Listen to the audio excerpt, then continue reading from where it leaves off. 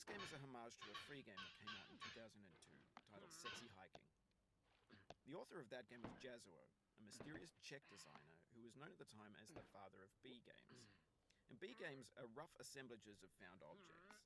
Designers slap them together very quickly and freely, and they're often too rough and unfriendly to gain much of a following. They're built more for the joy of building them than as polished products. In a certain way, Sexy Hiking is the perfect embodiment of a B game. It's built almost entirely out of found and recycled parts, and it's one of the most unusual and unfriendly games of its time. In it, your task is simply to drag yourself up a mountain with a hammer. And that act of climbing, in the digital world or in real life, has certain essential properties that give the game its flavor. No amount of forward progress is guaranteed. Some cliffs are too sheer or too slippery, and the player is constantly, unremittingly in danger of falling and losing everything. Anyway, when you start Sexy Hiking, you're standing next to this dead tree that blocks the way to the entire rest of the game. It might take you an hour to get over that tree, and a lot of people never got past it. You prod and you poke at it, exploring the limits of your reach and your strength, trying to find a way up and over. And there's a sense of truth in that lack of compromise. Most obstacles in video game worlds are fake. You can be completely confident in your ability to get through them once you have the correct method or the correct equipment or just by spending enough time. In that sense, every pixelated obstacle in Sexy Hiking is real. The obstacles in Sexy Hiking are unyielding, and that makes the game uniquely frustrating. But I'm not sure Jazuo intended to make a frustrating game. The frustration is just essential to the act of climbing, and it's authentic to the process of building a game about climbing. A funny thing happened to me as I was building this mountain. I'd have an idea for a new obstacle, and I'd build it, test it, and it would usually turn out to be unreasonably hard. But I couldn't bring myself to make it easier. It already felt like my inability to get past the new obstacle was my fault as a player rather than as a builder.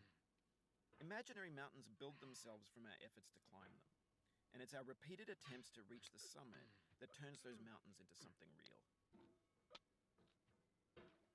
When you're building a video game world, you're building with ideas, and that can be like working with quickset cement. You mold your ideas into a certain shape that can be played with, and in the process of playing with them, they begin to harden and set until they're immutable, like rock.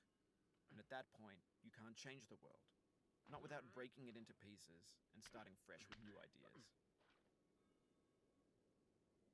For years now, people have been predicting that games would soon be made out of prefabricated objects, bought in a store and assembled into a world. And for the most part, that hasn't happened, because the objects in the stores are trash. I don't mean they look bad or that they're badly made, although a lot of them are. I mean they're trash in the way that food becomes trash as soon as you put it in the sink.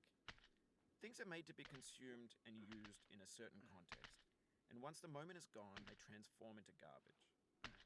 In the context of technology, those moments pass by in seconds.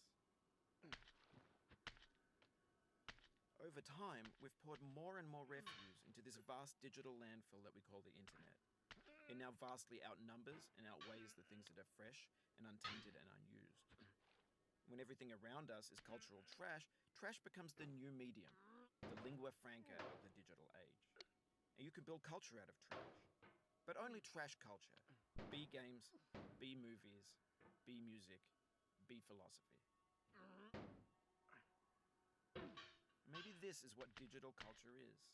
A monstrous mountain of trash, the ash heap of creativity's fountain. A landfill with everything we ever thought of in it. Grand, infinite, and unsorted.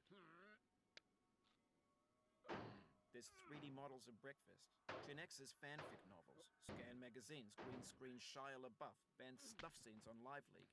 Facebook's got lifelike bots with unbranded adverts and candid shots of Kanye and Taylor Swift mashups, car crash epic failed GIFs, Russian dashcam vids, discussions of McRibs, discarded, forgotten, unrecycled, muddled, rotten, untitled.